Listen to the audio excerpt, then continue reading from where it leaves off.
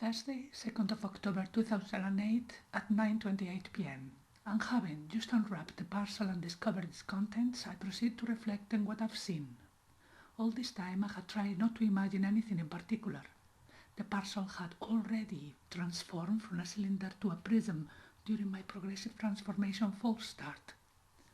This might have meant that the object had gone from being 2D in the form of a drawing or a painting or a print to a 3D sculpture.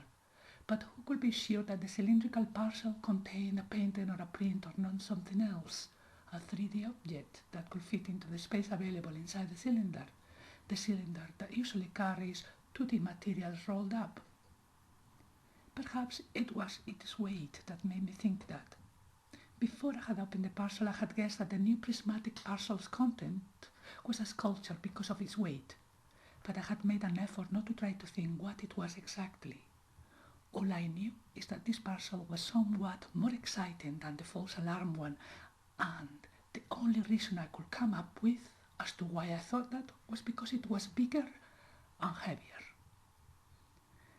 I waited for the right moment to open it without distractions. Well, almost without distractions, as distractions cannot be fully avoided. I prepared for the moment and the room, having first prepared myself. The object gradually revealed itself to me after cutting the cardboard board with my scissors, peeling off the tape and pulling it with what it seemed to be a handle. How thoughtful to make an object with a handle so that the next person could easily slide the object outside of its box. Once out, I could see through the plastic that it had a natural color which mistakenly I took for clay. I teared the bubble wrap accidentally, making some unplanned popping noises. Its rough beauty, now naked, told me its story straight away. It was a trunk. So I thought of travel, and of my own various trips to the north and south of both Spain and Morocco so far this year, and the many trips to other countries that could unfold as the year crept on and on. It was the sort of trunk used in the past to carry your belongings while traveling. I did not think that the object was realistic in its scale, but then I saw something carefully placed on top of the trunk. What was it?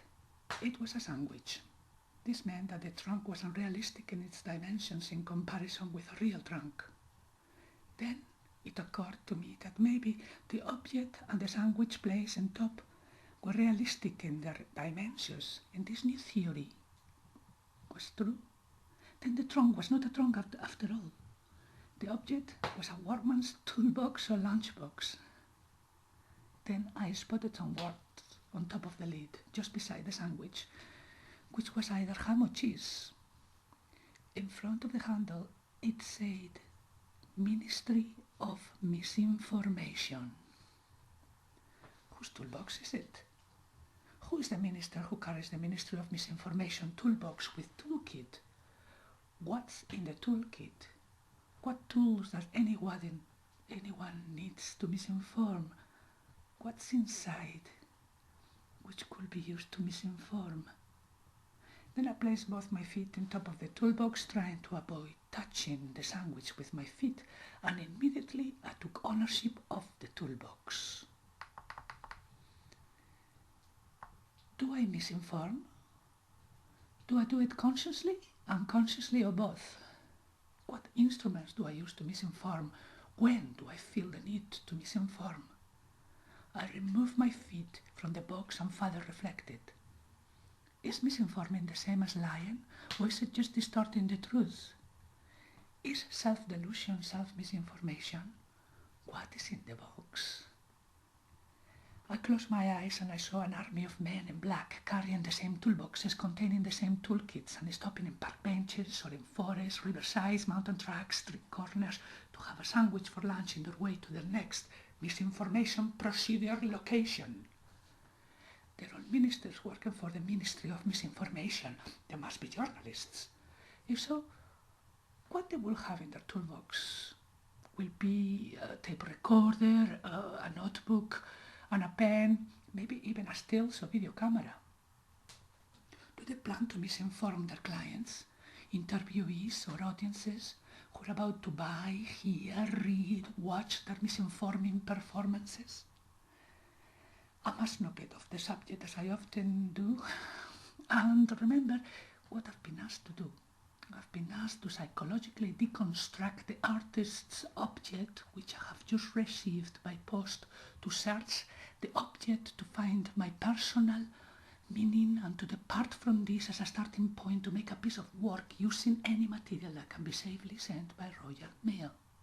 Okay. So never mind what's in the box. I should first ask myself, what is this box? I see the object as a simple workman, workwoman symbol. I am a worker, and I can identify with the toolbox toolkit as a symbol of my dependency on my organization that I work for my survival. What if suddenly something went wrong and I lost my job? Such thought is not completely alien to me, as my job was deleted last year, which caused me a great deal of anxiety, which led to illness and eventually to an accident, fracture, operation, and convalescent period. The threat of there being no more sandwiches on top of my toolbox was an unnerving one. As a worker, I need my tools, but I also need my sandwiches. Workers do not necessarily misinform, but are usually misinformed by their organizations. Misinforming could be missing the opportunity to inform accidentally or informing wrongly deliberately. But what we don't know is why we need a Ministry of Misinformation. Is it to keep the worker oppressed or just to give the oppressors a job? I've been asked to search the object that I have received, which was created by another artist, an anonymous artist.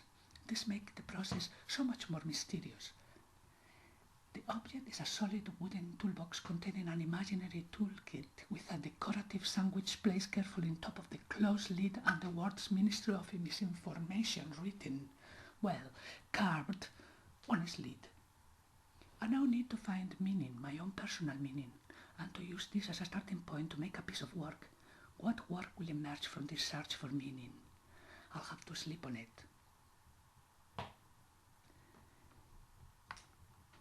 Friday, 3rd of October 2008 at 8:45 p.m.